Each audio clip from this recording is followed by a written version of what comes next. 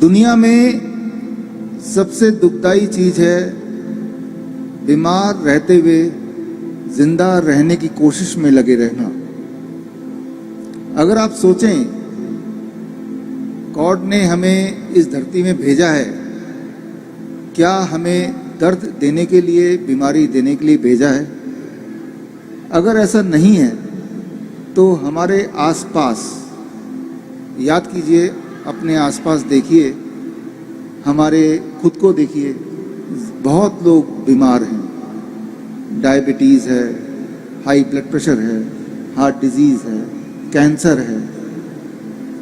एक बार अगर ये बीमारी हो जाती है, आपने ये सुना होगा कि वो ठीक ही नहीं होती कभी। दवा लेते जाते हैं, बीमार पड़ते जाते हैं, दवा लेते हैं, बीमार पड़ते हैं।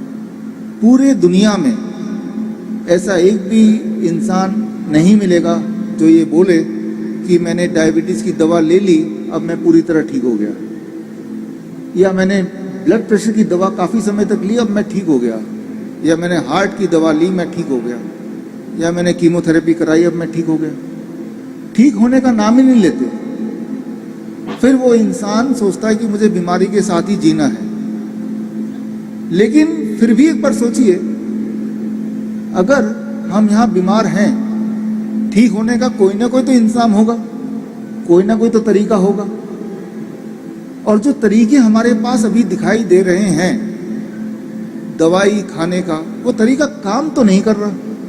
अगर काम कर रहा होता तो पूरे दुनिया में कम से कम एक इंसान तो उस दवाई को खाने के बाद ठीक हो जाता। अगर तो ऐसा कोई इंसान आपको मिले तो आप मुझसे मिलाइए। दरअसल दवाइयों से इंसान ठीक हो ही नहीं सकता।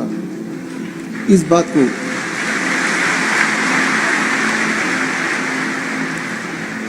बात को समझना ज़रूरी है और समझना बहुत आसान भी। दवाइयों से इंसान ठीक क्यों नहीं हो सकता? इंसान उसी चीज़ से ठीक हो सकता है जो गॉड की बनाई हुई चीज़ है। दवाई इंसान की बनाई हुई चीज़ है। इस बात को थोड़ा आसान भाषा में मैं आपको समझाना चाहता हूँ।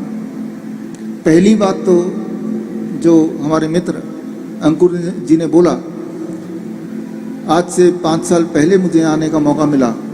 DIP डाइट, जो पिछली बार मैंने बताया था, जो लोग पिछली बार नहीं थे, 5 मिनट में वो डाइट मैं बता देता हूँ और उसके बाद आगे क्या करना है वो बताऊँगा।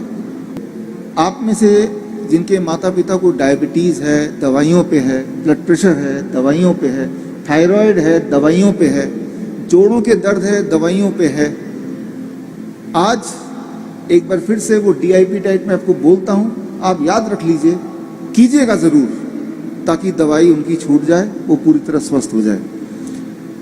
करना क्या होगा? बहुत ही आसान है।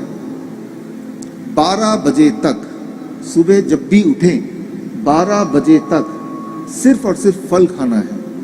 3 से 4 तरह के फल। कौन से फल? जो फल आपको मिल जाए, जो फल सस्ता हो, जो आसानी से आपको मिल जाए, आसानी से आप खा पाएँ, जो आपको पसंद हो। मीठे से मीठा भी चलेगा, आम चलेगा, अंगूर चलेगा, चीकू चलेगा, केला चलेगा, सब कुछ। कितना खाना है, इसी में सारा गुण है। खाते तो सभी हैं, कितना खाना है, दैट इज वेरी इंपॉर्टेंट। आपके वजन को 10 से गुणा कर दीजिए। मेरा वजन है 70 किलो, 10 से गुणा करूंगा 700। अब इसको ग्राम कर दीजिए। कम से कम 700 ग्राम खाना है। यानी कि कल सुबह या फिर परसों, कल तैयारी कर लीजिए। जो भी आपके घर में डायबिटीज़ की दवा ले रहे हैं, कोलेस्ट्रॉल की दवा ले रहे हैं, BP की दवा ले रहे हैं, चुपचाप उनके वजन के मुताबिक, जैसे मैंने बताया, प्लेट आप अपने हाथ से बना के 4 तरह के फल अपने पसंद के डाल दिया कि यही उनका नाश्ता है। उससे भूख नहीं मिट रही तो क्वांटिटी बढ़ सकती है जितनी चाहे, लेकिन 700 ग्राम तो खाना ही है। मेरे लिए 70 kg, कोई 60 kg तो कम से कम 600 ग्राम तो खाना ही है। उसके अलावा कुछ नहीं खाना है 12 बजे तक। रोटी, सब्जी, ब्रेड, नूडल, चाय, कुछ नहीं। 12 बजे अब आता है लंच, दोपहर का खाना।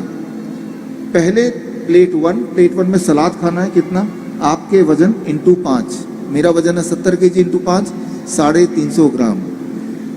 350 ग्राम से कम खाऊंगा तो वो खाना है, 350 ग्राम या उससे अधिक खाऊंगा तो वो दवा है। खाना दवा बन गया। सलाद, टमाटर, खीरा, मूली,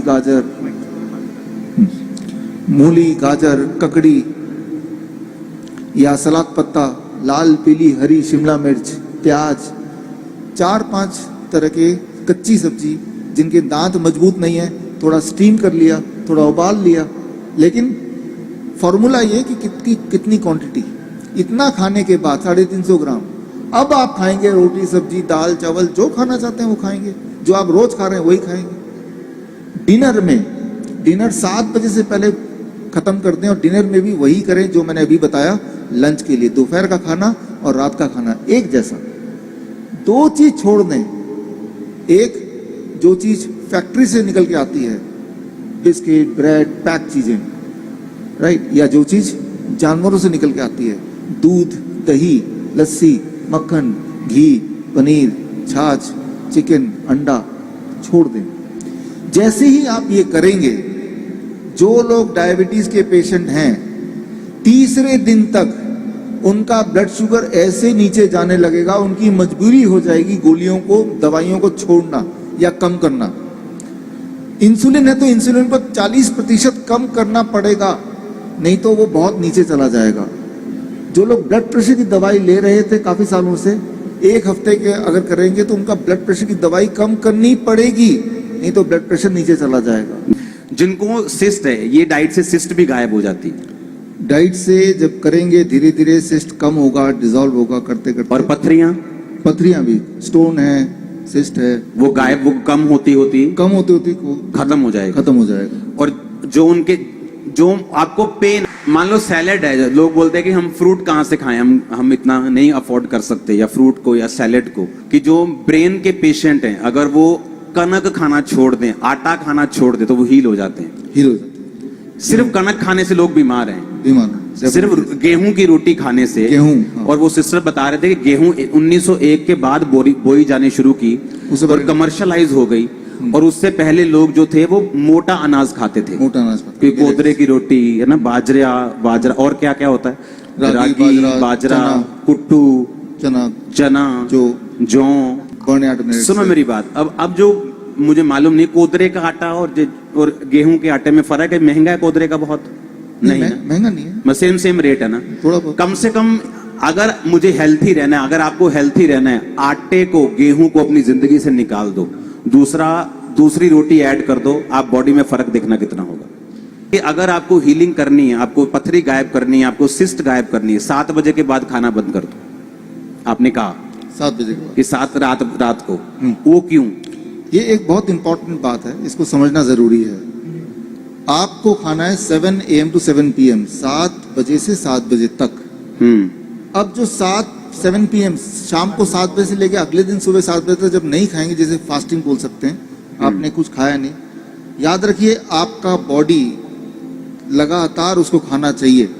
जब आप खा नहीं रहे तब भी, तो क्योंकि आप खाना नहीं खा रहे हैं तो बॉडी क्या करती है, आपके अंदर जो सिस्ट बना हुआ है, स्टोन बना हुआ है, उस स्टोन को अगर आप निकाल के माइक्रोस्कोप में देखेंगे तो उसके अंदर कैल्शियम मिलेगा, मैग्नीशियम मिलेगा, विटामिन मिलेगा, प्रोटीन मिलेगा, वो सारी चीजें जो बॉडी को जरूरत है, वो कोई खराब चीज नहीं है।